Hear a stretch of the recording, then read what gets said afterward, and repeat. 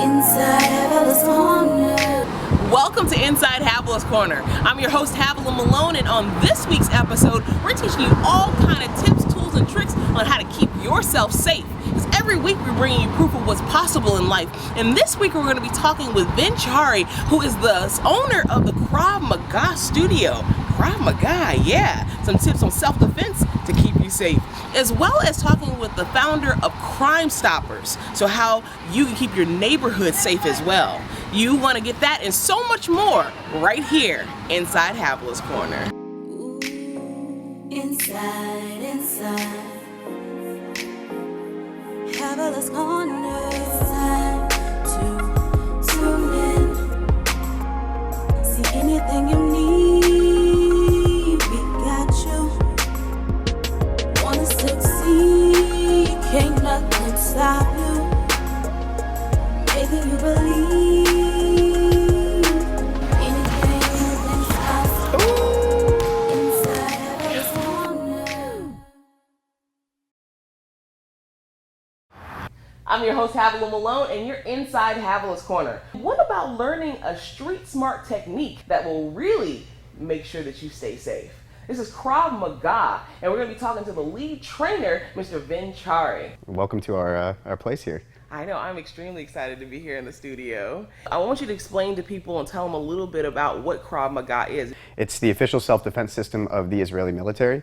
So it was born out of war-torn Israel, time of conflict when people didn't have a lot of time to devote to learning a martial art. You know, whereas traditional martial arts, it takes years and years and years to learn techniques. Like you're they need, with the teacher all the time and constantly learning exactly. Slowly. They needed to develop a system where people could learn things quickly, retain these techniques, and have them be effective. In Israel, men and women serve in the military a minimum of 2 years. So whether you're male, female, you're short, tall, big, small, you're sitting behind a desk, or you're an elite athlete, it has to work for you no matter what your physical limitations may be or abilities may be. And talking about the time constraints of being able to learn it, I mean, that seems to really mirror, our lives nowadays because we're so busy, but yet we still need tools and techniques to be able to keep ourselves safe. So it sounds like this is the system that can really help with that. Exactly. So what sets us apart is that we can bring people to a high level of proficiency in a relatively short period of time.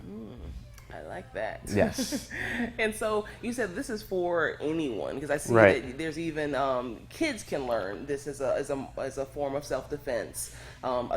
Women, men, anyone can learn this and use this in their everyday lives. Right. Our youngest student is 4 years old, and our oldest is 72.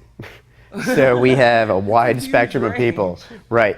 And, the great thing about Krav Maga is that it's based on the body's natural instincts. So it's very easy to teach people things. So what do you think are like maybe some of the key things that people need to know to be able to keep themselves safe? Like, was a couple things that they can just okay, you can learn this pretty quickly. Well, I think the most important thing that I tell people is to strike hard and do not give up the fight. Keep fighting until you've done enough to create space, or you've distracted your attacker. But you need to fight like an animal. I say that all the time. That's it. It's fight or flight. You need to defend yourself. You need to defend your loved ones. Aim for vulnerable points like the eyes, the bridge of the nose, the throat, the solar plexus, the groin, the sides of the knee joints, anything. But really, it's that never say die attitude, that fighting spirit that needs to come out of you. It has to be in your heart and in your mind that I'm going to win this fight. And if you think that way, you will. And do you think that with a lot of people, because when they get into a dangerous situation or they feel that they're in some type of unsafe environment, they get scared. And Right. so that fear holds them back from being able to do anything. People get choked up. Right. So how will they be able to, even use this even in that state, or does this help breed a form of confidence where you'll react differently? Yeah, I'm so glad you brought that up.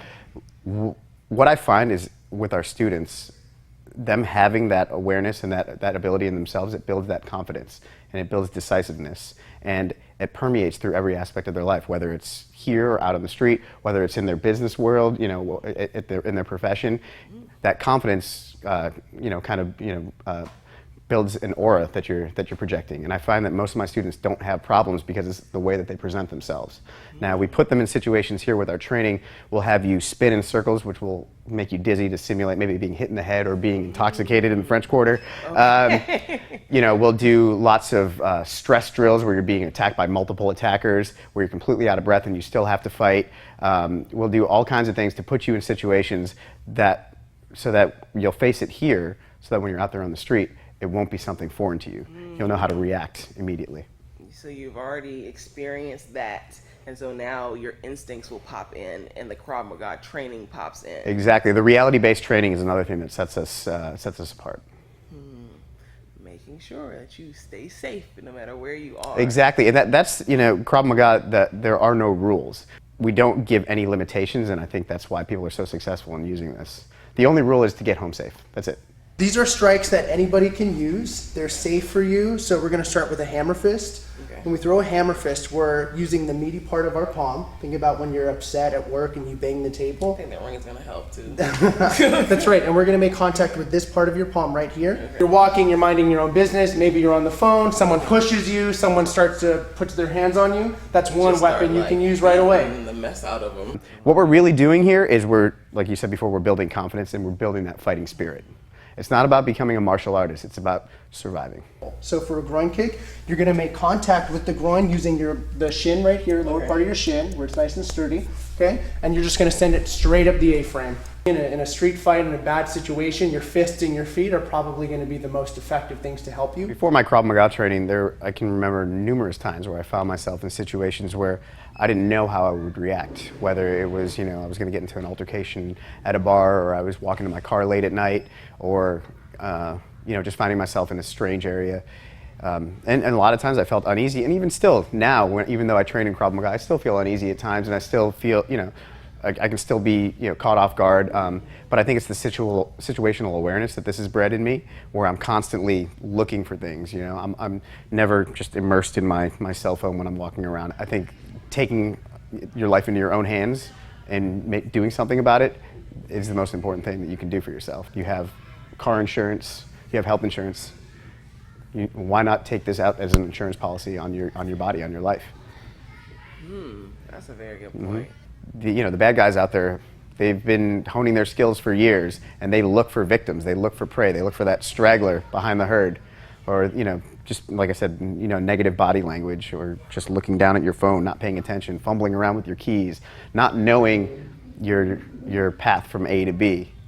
You know, you need to be aware and plan things out ahead, and especially if you're going to be moving by yourself, you know, be very aware. So let's talk about a common attack where someone is maybe choking you and they've got you up against the wall, okay? You don't know what their intent is. They could be trying to hold you here, to rob you, to take things out of your pockets. They could be trying to choke you out. They could be trying to take you to the ground. So we need to obviously, without knowing their intent, finish the fight as quickly as possible, all right? Challenge though is with real chokes. I don't really want to choke you. Is that... you know what? Go for it. When an effective choke is happening, I mean, it could be seconds before people shut down. Real. Okay? I almost went out. Just right there. So here's how we defend against that, okay? As I send my hands around your throat, instead of going to my arms where you want to go, I want you to go even higher up. I want you to take your hand and throw it up as high as you can against the wall, and take this one back, okay? Okay. Good. So at this point, keep it up. You've trapped my hands, okay? And now I want you to turn your body towards me. Nice. Good. From here, you can send elbows. You can use those hammer fists we just went over, and you can send groin kicks. Oh, that's cool. So that's how we're addressing the immediate danger, which is our first principle of Krav, by eliminating the threat of the choke. Your arm shoots up. Good. And from there, you're attacking right away. And that's exactly what we want our students to do. We want them to become the aggressor as fast as possible. I'm gonna be a little bit more aggressive now, and I want you to use exactly what you just learned in the 2 minutes that we've been going over it to finish the fight, all right? Give me your money, give me your money! Nice, nice, really nice. And that's it. That was awesome. Thank you so much. Thank you for not hurting me. Thank you for that. I saw the fire in your eyes, really, and that's what we want. Everybody has that in them. We just help to kind of bring it out when you need it. Wow. Yeah, I know. I feel the adrenaline pumping. I'm like, kick some behind now. Well, you've been with Adam here at the Krav Maga studio. We're inside Havilah's Corner teaching you ways to be able to keep yourself safe. So stay tuned. We'll be right back. Dude, that was awesome. All right, thank you very much. Yes, Good work. indeed. Yeah. Inside Havilah's Corner. So when you do hear about different things that are happening in the city, crime related, how does that make you feel? And you know, honestly, when I was a kid and I would wake up and read about stuff like that, as long as it didn't happen to me or someone I know, I really wouldn't care. You know, I was more amazed than anything. But now I'm an adult with kids of my own, and it makes me sad, you know. But again, I know that I have a good life. You understand? And so for me, I'm in a place where, man, let's everybody just chill and let's enjoy this ride. You understand? But I'm cognizant of the fact. I'm conscious of the fact that everybody don't have that same thing. You know, for some people, that life is a daily hell. You understand? And so if they spread a little bit of that hell to me or you or someone else, you know, they don't care. You understand?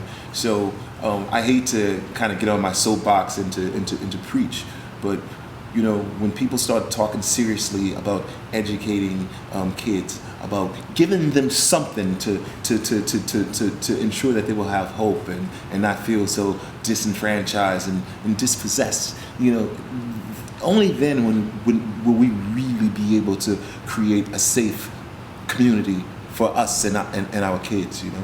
But as long as we're willing to say, hey, listen, you know, those people are over there, and I don't care what happened to them, you know, let whatever happens.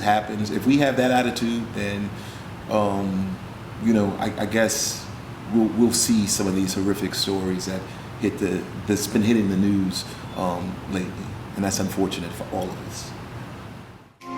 Inside Havilah's Corner. We're talking today with a pioneer of keeping our neighborhood safe. She's the president and CEO of Crime Stoppers. This is Darlene's Cusanza. And so we're really excited to have her on the show because it's more than just an organization about calling in tips and giving information that helps solve crimes, but they're doing a lot in our communities. We're going to find out more about it right now inside Havilah's Corner. Well, Crime Stoppers really is a simple story, and that's why it makes it so amazing how well it works. And I guess I want to first start off saying that, you know, our organization, we serve 9 parishes. Our organization alone has actually helped solve over 14,000 felony crimes. So when you're talking about what we're all about is giving the voice to the community.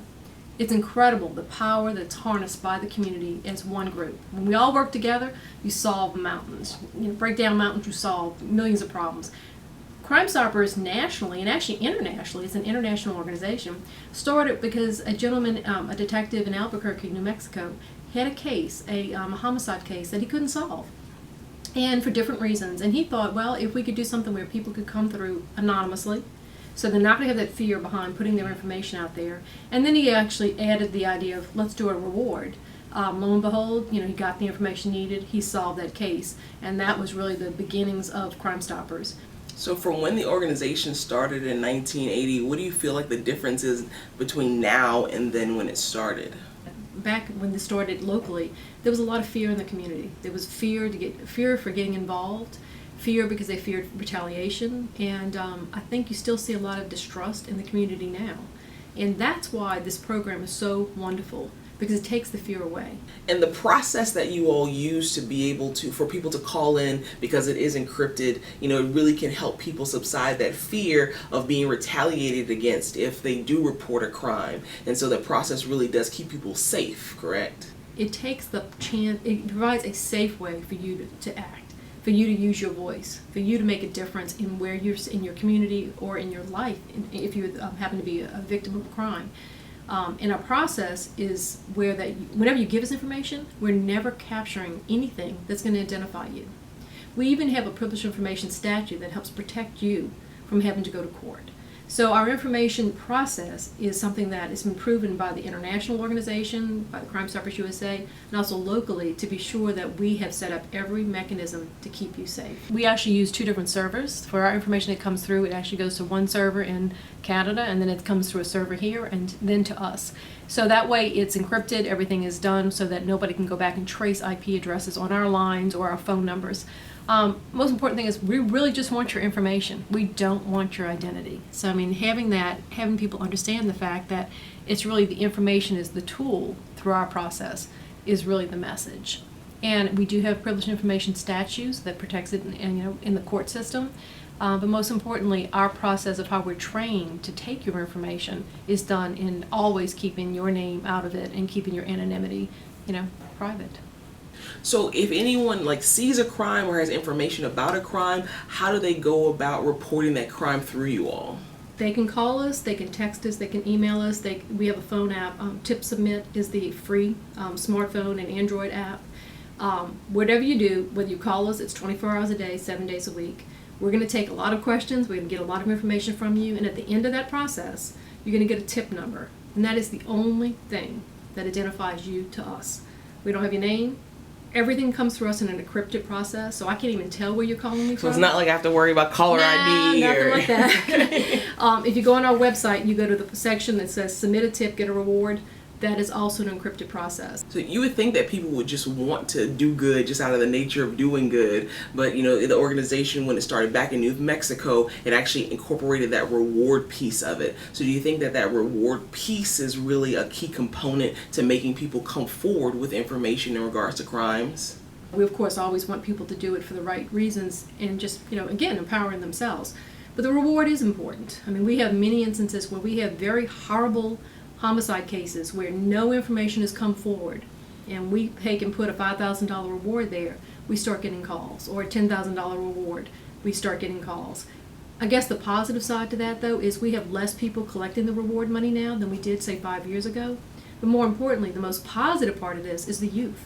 We do our rewards with our youth program, and at least 60% of the youth never call back to collect their reward money. So when we talk about our future leaders, when we talk about what's happening in our community, so I give kudos to those it kids. For the reward, they're not doing taking it the because it's the reward. right thing to do. Yes. And that's huge. That is huge. So do you think that through your experience of being a victim of a crime that it's really impassioned you to really be and go after being a Crime Stopper even more? I never grew up in an area where I had to worry about crime, but I then learned what it felt like to live in fear until this person was apprehended. I learned what it meant to be fearful to face your person in court. It was a very uncomfortable situation. But what it did for me, and what I always tell kids is, you have a choice. When something happens to you, you have a choice. You can either choose to just be in that cycle and continue to be fearful and not act out because you feel it might be the safe way, or you can step forward and help yourself. I chose to step forward and work with Crime Stoppers, work with law enforcement, and do everything I could do to have my case solved. And that made a difference for me in my life, going forward. It's like I felt empowered. I knew that I could take control where someone had already taken their control from me, or my control, they took it at that point. I grabbed it back. And I tell kids every single day, little bitty decisions you have, you can take control. You are so much stronger than you ever think, and there's so many people in your school, in your life, that want to help you. And so really a lot of us are Crime Stoppers, and if you're being positive and you're following your purpose, then you are a Crime Stopper. So it's really about helping people to appreciate that, it's not just about calling in the tips, but if you're not a part of the problem, then you are part of the solution. Every time you do something in your life, you go to school, you're a Crime Stopper, because you're not out on the streets doing crime. You're in school studying, you are a Crime Stopper. Your teacher is a Crime Stopper because they're going to provide an education for you. The musician, all of our talented musicians, they're using music to stop and escalate things. They're using music as love instead of their fist. So we want to flip, and that's what we talk to the kids about, is how do we flip the reputation of the name Crime Stopper? How do we make sure that everybody understands that your dreams are your dreams, and don't let something else come in. Don't let other people's drama come in and affect what you're seeing. You are a Crime Stopper when you stand up for what you believe in. At the end of the day, it's really all of our responsibility is not only to keep ourselves safe, but also to keep each other safe. And so we have great organizations like Crime Stoppers who are really there making a difference in our communities. Inside Havilah's corner.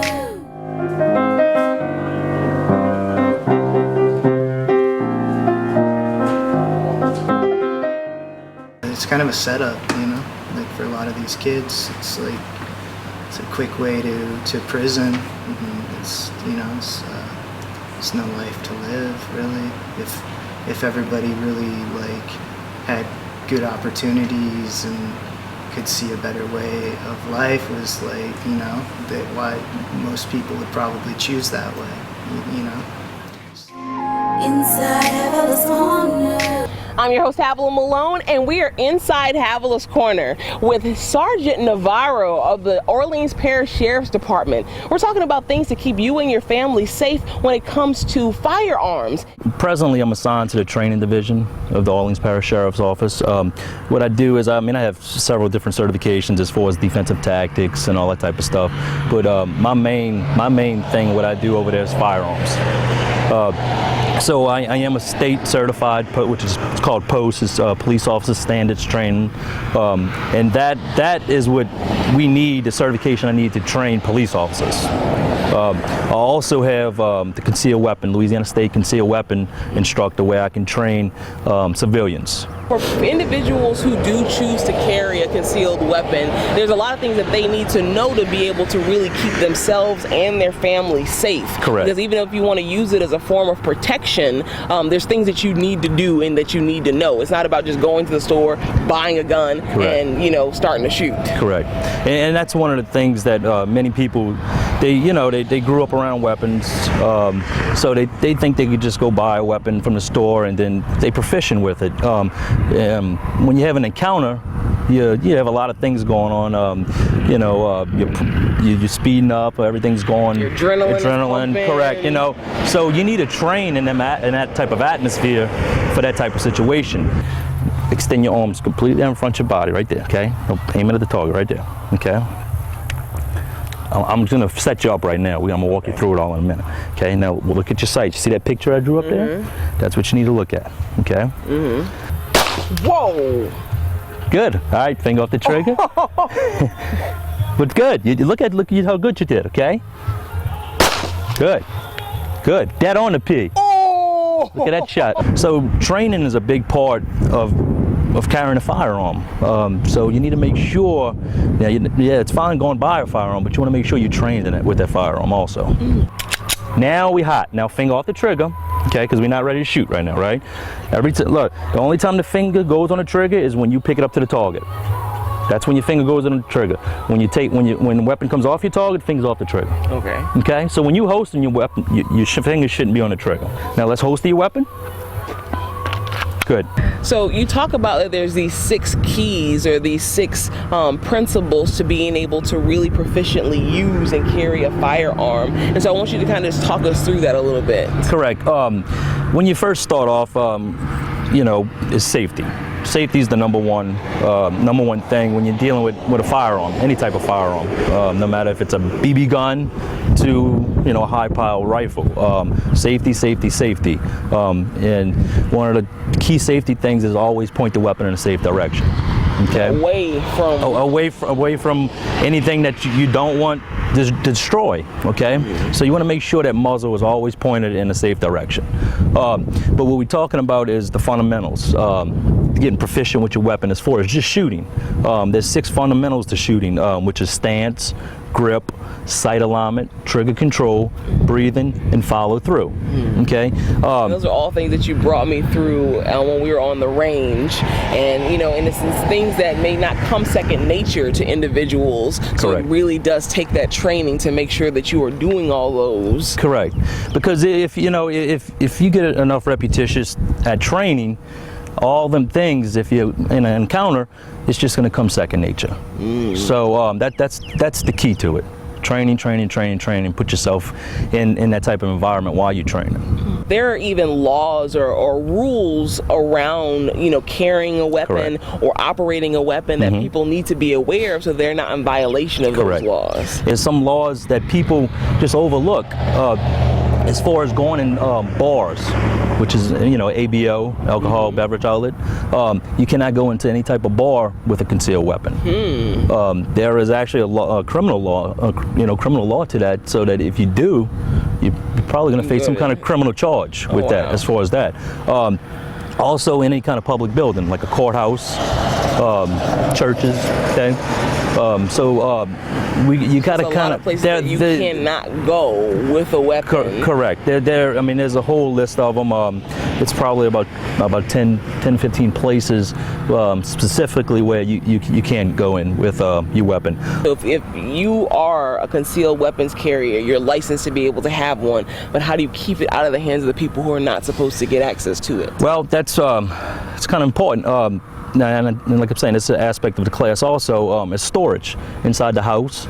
Make sure you have a safe that's locked, that you can lock your weapons in, because not only do you need to worry about your own family, but maybe if you have kids, if they bring in other kids over, you know, I mean, my son's very knowledgeable. My son knows better than touch my weapon, but I still got to pay close attention to my weapon and make sure it's locked, because he has friends that come over. Now, they might not be so knowledgeable. Educated about it. Correct. Also in the vehicles, you know, a lot of people just like to leave their weapons just in their vehicles.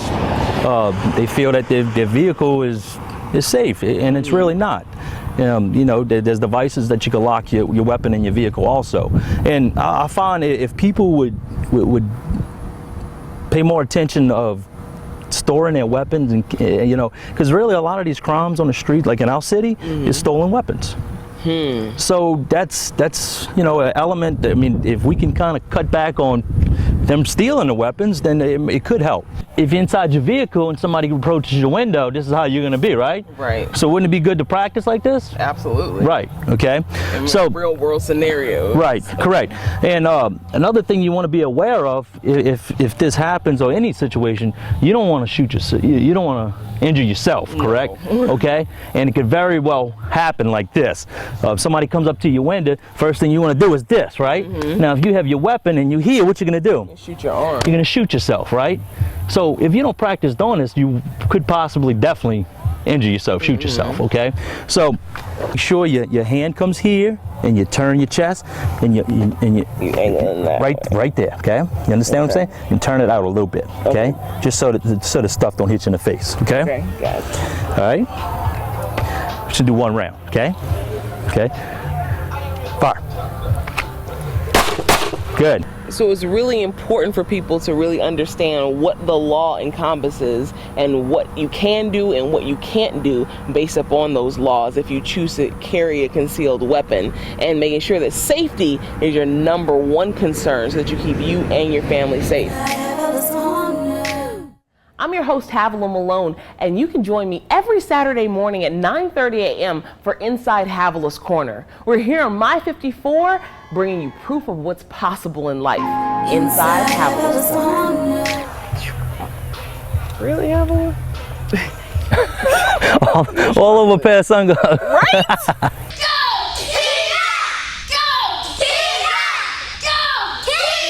Like, why did you start doing Krav Maga? She paid. The sweet shops. The sweet shop, we miss those. Go to the sweet shops and we go get us a frozen cup, you know. That big old cookie for a nickel. I'd like a cookie for a nickel. So I'm gonna get the cheap one. So all right. Now the Beats model. If I told my teacher I was on TV, he would be happy. He would be? Well, you should tell him that you're on TV, because you're on TV. Inside